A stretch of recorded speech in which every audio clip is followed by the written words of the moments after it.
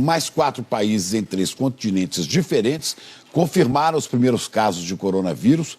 Não é a primeira vez que uma coincidência considerada trágica pela mídia é usada para manipular a população e desviar a atenção de algo que de fato está incomodando as autoridades de um país. Já vimos essa história antes.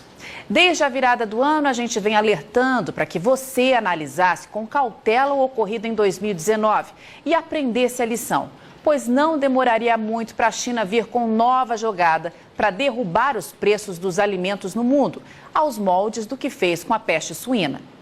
Coronavírus. O número de casos suspeitos deu um salto aqui no Brasil depois que o Ministério da Saúde adotou uma nova metodologia.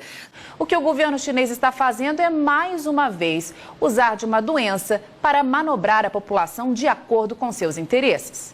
E o mundo financeiro está se aproveitando de maneira ágil da oportunidade para fazer dinheiro, jogando álcool numa fogueira que já está em chamas. Na visão da estrategista, o dia que surgir uma doença que realmente tenha risco gigantesco à população, ela não será colocada na prateleira, como estão fazendo com o coronavírus. Será escondida a 7 chaves pelo maior tempo possível, até que os donos do poder encontrem uma fórmula para anular os seus efeitos. O número de casos suspeitos, que era de 252, pulou para 433. A história nos mostra que todas as vezes que uma situação semelhante aconteceu na China, o país vivia uma crise no abastecimento de alimento, exatamente como está acontecendo agora. E em nenhuma delas o crescimento econômico foi afetado. Talvez você não saiba, mas a China vem tentando de todas as formas controlar a inflação, depois que ela disparou junto com os preços das carnes e do óleo de soja, que enfrentam escassez histórica. E os efeitos de um aumento súbito de demanda seriam desastrosos para o governo, que já enfrenta sérios problemas de administração. No momento, há casos sendo investigados em 22 estados.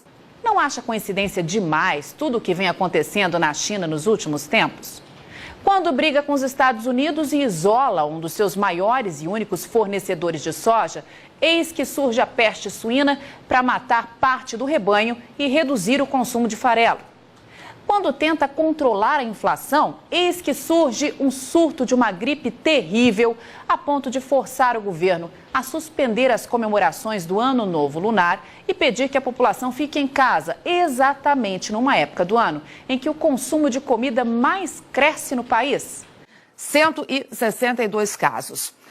Tem gente enchendo o bolso de dinheiro, não só com a queda nos preços das commodities e companhias, mas também com as oportunidades de compra que essas baixas vão gerar. Para você ter uma ideia, com apenas 2 ondas especulativas, a primeira com a morte do líder iraniano e a segunda agora com o coronavírus, o petróleo perdeu 20% do valor. Ano de 2004 e a China anunciava ao mundo um surto de gripe aviária, nome dado à doença causada por uma variedade do vírus influenza, H5N1, hospedado por aves, mas que pode infectar diversos mamíferos. A doença evoluiu, virou pandemia e infectou pessoas em vários países da Ásia. E como agora, todos íamos morrer, lembra? Pois dá só uma olhada no que isso causou na economia da China. Nada. O PIB chinês, que tinha aumentado 8% em 2003, cresceu 9,1% em 2004 e continuou subindo nos 3 anos seguintes, até chegar na impressionante marca de 11,9% em 2007. Ano de 2009 e a China anuncia novo surto, agora da gripe suína, também uma variante do vírus influenza, que passa a gripe para todos nós. Puxe pela memória e você vai se lembrar dos jornais, da televisão, da internet, tomados de cenas de hospital, gente envelopada em máscaras e um aviso velado no ar. Cuidado, pois todos vamos morrer. E o que aconteceu com a economia da China? Nada.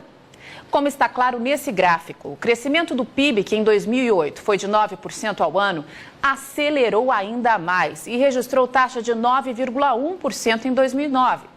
Dando nova estilingada um ano depois, em 2010, quando voltou a ultrapassar 10% ao ano. Passaram-se 8 anos e vem nova peste para assolar o mundo, a peste suína africana. O mais interessante nesse caso é que a tal doença chegou na China matando suínos e reduzindo o consumo de farelo, justamente no momento em que o país achou de peitar Donald Trump e perder um de seus únicos fornecedores de soja, os Estados Unidos.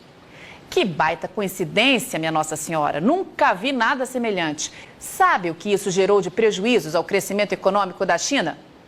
Nada.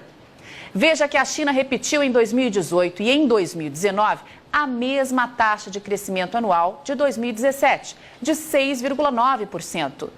Joga por terra esse papinho furado de que a economia chinesa vai perder força com esse surto do coronavírus, que a China vai comprar menos e que o Brasil não vai ter para quem vender a sua nova safra de soja. Para com isso. É esse tipo de especulação que o mercado financeiro quer para fazer dinheiro e que a própria China sonha para comprar alimento barato e controlar a inflação. É esse tipo de conversa que dá aos chineses munição para pressionar para baixo os preços do que você produz, ficando com a faca e com o queijo na mão. A China vai continuar comendo e cada dia mais. E no caso da soja, eles não têm opção. Dependem do Brasil. Não vão ali no mercado e vão comprar 90 milhões de toneladas a hora que quiserem. A China precisa programar suas compras com pelo menos 4 meses de antecedência, porque do contrário, corre o risco de deixar a população sem carne, sem ovos, sem leite e sem outras proteínas. É preciso que 4 navios carregados com soja partam todos os dias de algum ponto do mundo em direção àquele país para não gerar caos no abastecimento e não fazer explodir os preços dos alimentos. E parte desses navios já se aproxima aqui do Brasil para levar a sua produção para casa. Portanto, mão na consciência.